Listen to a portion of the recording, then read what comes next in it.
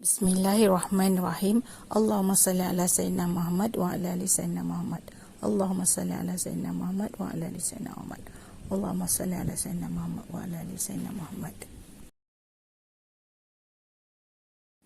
Assalamualaikum warahmatullahi wabarakatuh. Semoga semuanya sihat. Amin. Hari ini Umi nak kongsikan cara Umi buat nasi impit menggunakan plastik. Mula-mula kita buang kotoran dari beras dan kita bilas pada air lalu dengan baca selawat sebanyak 3 kali untuk membuang kanji dan kotoran. Selanjutnya kita pilih plastik yang sesuai untuk suhu panas, iaitu plastik yang tahan didih yang sesuai untuk membuat nasi impit. Jadi kita boleh pilih saiz yang sesuai dengan kehendak kita, sama ada besar ataupun kecil.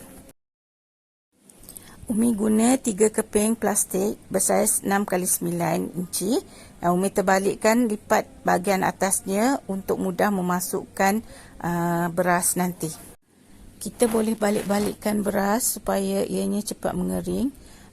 Di bawahnya Umi lapikkan dengan tisu dapur supaya lembapan basahan tadi dapat turun kepada tisu tersebut dan ianya cepat kering. Kemudian Umi akan pindahkan beras yang telah kering itu ke dalam bekas lain dan kita sukat untuk dibagikan kepada 3 bahagian, iaitu 3 bungkusan plastik tadi ikut sama rata. Sama ada kita sukat menggunakan cawan ataupun kita boleh timbang. Kalau berniaga bolehlah kita timbang, tapi kalau setakat untuk makan sendiri kita boleh sukat mengikut sukatan cawan dan sebagainya.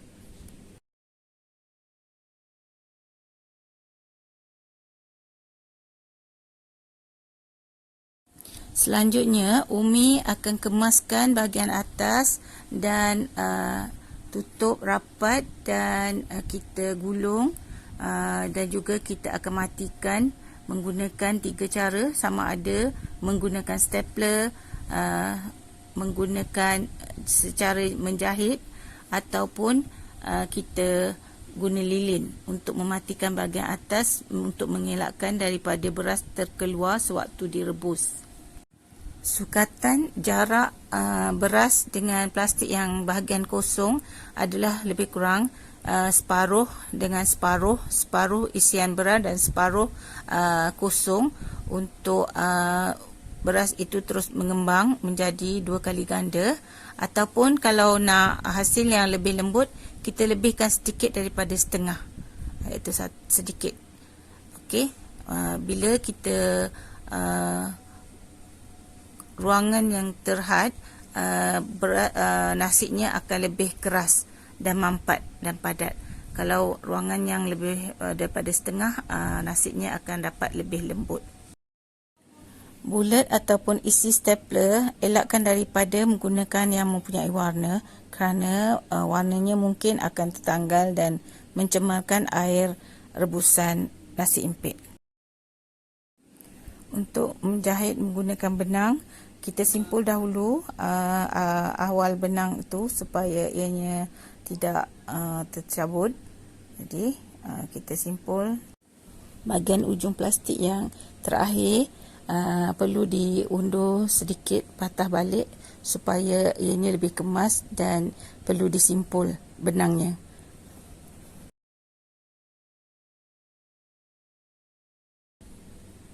Kita kemaskan bahagian atas tu dan kita lipat sekali dan kita doublekan supaya ianya lebih kemas dan selamat apabila kita stapler. Jadi isian beras tidak mudah terkeluar sewaktu merebus, dan waktu kita stapler juga pastikan ianya rapat-rapat.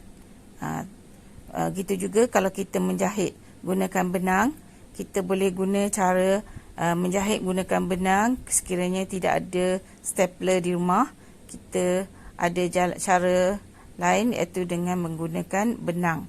Kita simpul dahulu benang, kemudian baru kita jahit bahagian plastik yang telah kita siap lipat dengan jarak yang rapat supaya tidak ada beras yang terkeluar sewaktu direbus. Mengenai beras pula, kita boleh gunakan beras mengikut selera kita. Cuma kita perlu tahu bahawa beras tu perlukan air yang banyak. Sekiranya beras yang perlu menggunakan air yang banyak, kita perlu bagi ruangan yang lebih besar.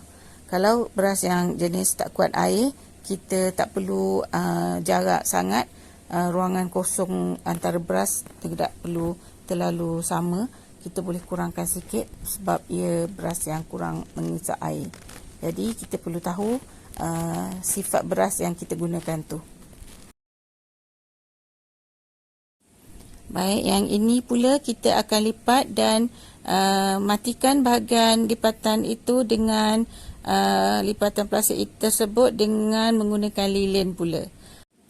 Pastikan sumbu lilin tidak terlalu panjang untuk mengelakkan api lilin itu bergoyang-goyang kerana ditiup angin. Okey. Sebaiknya matikan kipas dan sumbunya berada dalam keadaan pendek. Jadi apinya kecil dan mudah kita kawal. Kemudian plastik itu kita cucuk dengan garpu untuk mendapatkan lubang-lubang supaya ianya mudah direbus dan dapat mengembangkan beras yang di dalam plastik tersebut.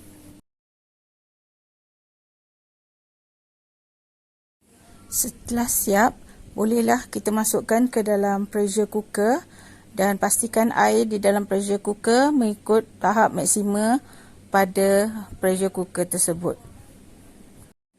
Pastikan ruang yang mencukupi untuk nasi impit berkembang untuk mengelakkan terlalu sempit ruangannya.